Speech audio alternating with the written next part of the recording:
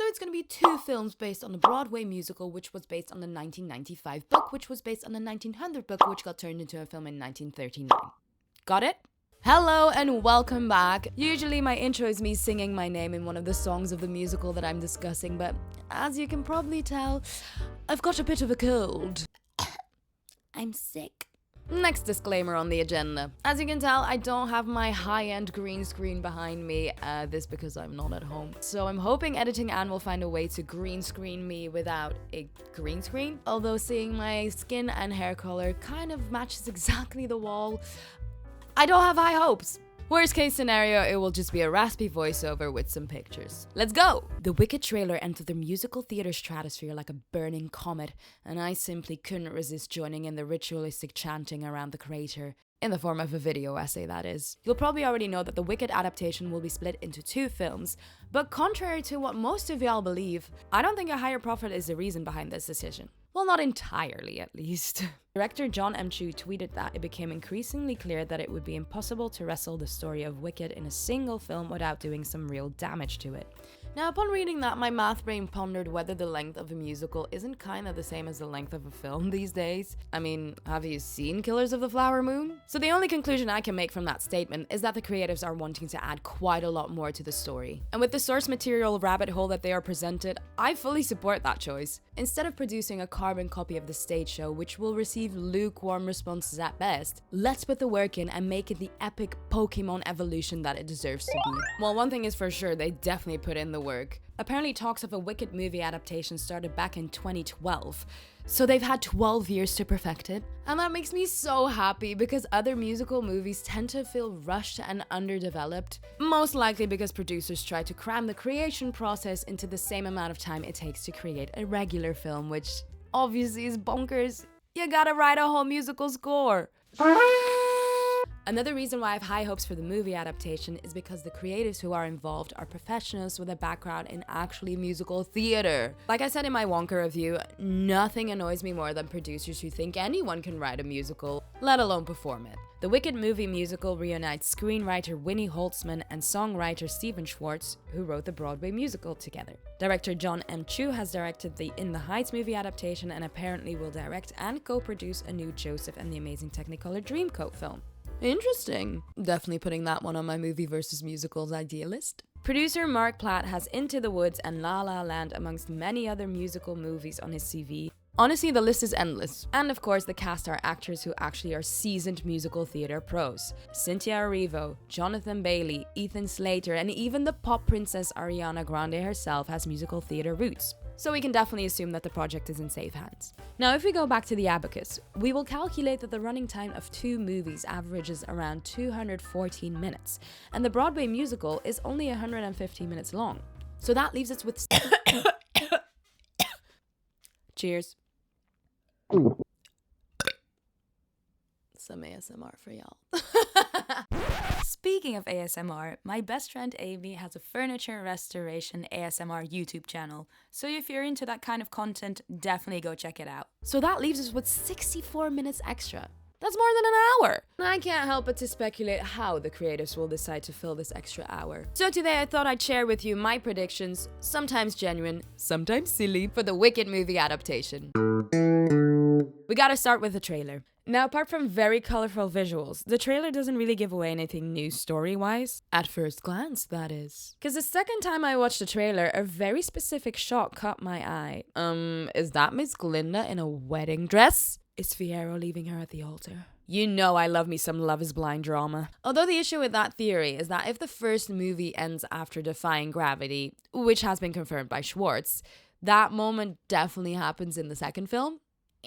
Did they already include footage from the second part? This Reddit user speculated that it could be Elphaba's imagination during I'm Not That Girl, which I could totally see happen as well. But then we also get the scene where Dorothy and her posse talk to the wizard, which definitely isn't first act material. So I wonder if they might have plans to go Greta Gerwig's Little Women on us and play a bit with the timeline. As I said before, the writers have a whole slew of source material to be inspired by, but my bet is that they will focus most on the books. Seeing in the trailer we had a shot of Dorothy's silver slippers. Yeah, that's right. Silver, not ruby. Fun fact, the slippers were originally silver in the book. They turned them ruby in the film because films in color were quite new at the time and they wanted to make sure that the shoes would pop against the yellow brick road. Although I'm going to assume that most of the new material will come from the 1995 novel Wicked, The Life and Times of the Wicked Witch of the West, written by Gregory Maguire. No relation to Toby as far as I'm aware.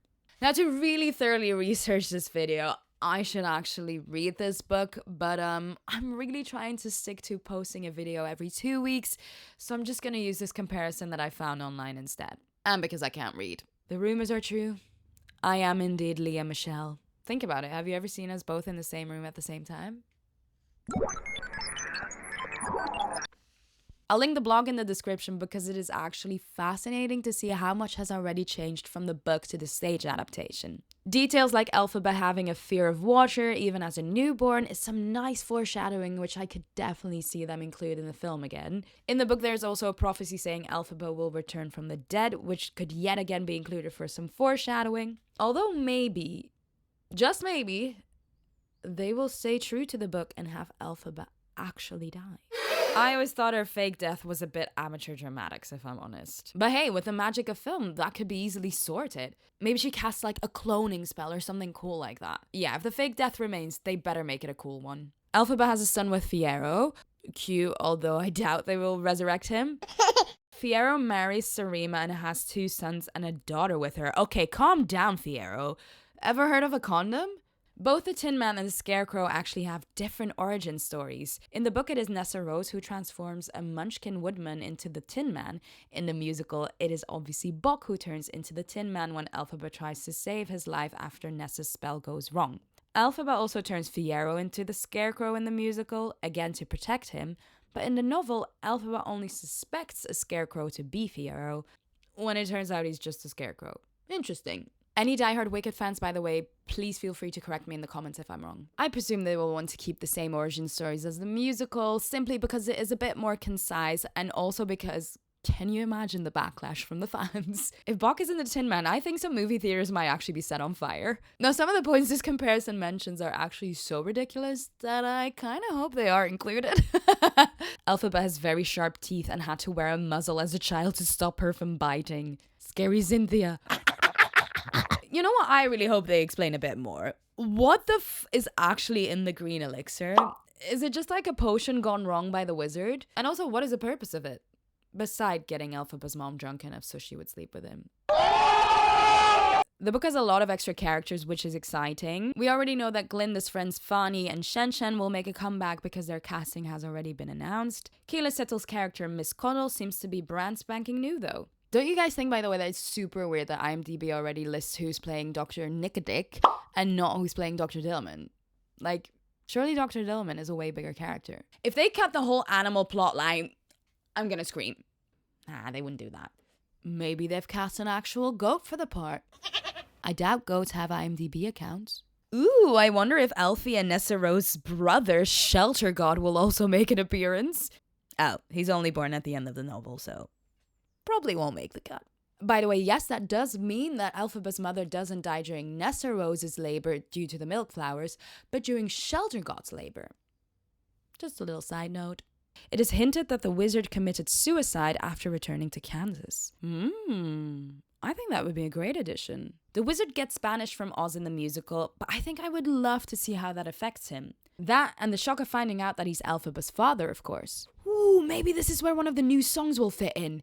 You know, a la Stars from Les Mis. Please, Jeff, don't go all Russell Crowe on us, though.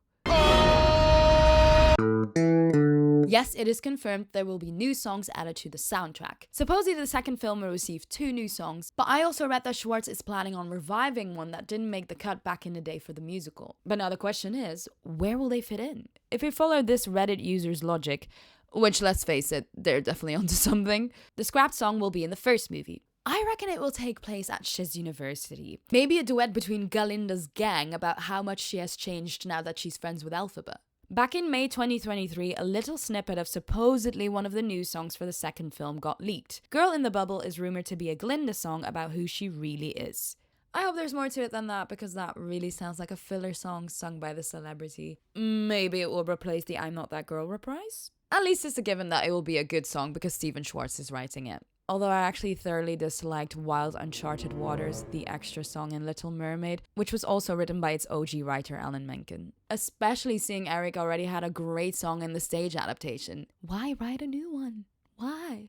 Could definitely also see a new Alphabet song to start off the second film. You know, what is life like after leaving the Emerald City? Perhaps an Evil Plan song for Madame Morble when she decides to summon a tornado on SROs.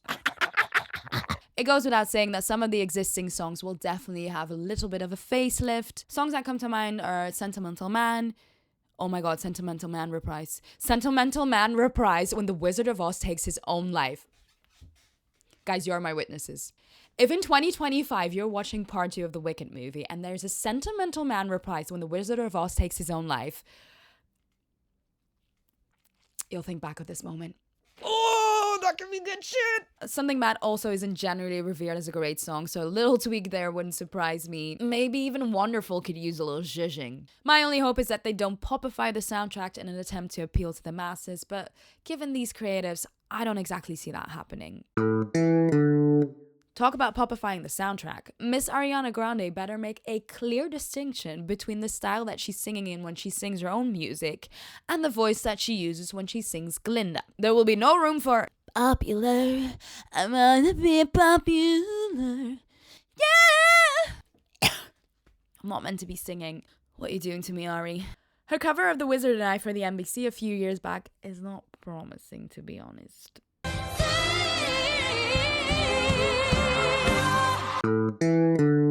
And obviously, our OG witches Kristen Chenoweth and Adele Dazeem will have a cameo. But as what? Kristen could play Glinda's mom, seeing we already know Glinda's dad is included in the film. And then maybe Adina just plays Elphaba's mom. Ooh, I recall that blog post saying that Glinda has a chaperone in the book, so maybe that could be one of our ladies? Although I would so prefer it if they would portray super random characters like the hot dog seller. Yes, I know there's no hot dog seller in Wicked, but I don't know, maybe there should be one. Maybe there will be one. The options are endless. As you can probably tell, I have incredibly high hopes for the Wicked movie adaptation. Not only is it in the hands of experienced musical theatre creatives, they also seem to have made the right choices in terms of inclusivity and representation. I'm thinking such as casting a black woman to portray the protagonist who gets ostracized due to her skin color, and casting a wheelchair user for the character who uses a wheelchair. I genuinely think it has all the right ingredients to revolutionize the movie musical genre. This might be the start of a new era, and I couldn't be happier. If you like what you see, subscribe. If you don't like what you see, subscribe. If you need to eat food to stay alive, subscribe. And if you support Trump, fuck off.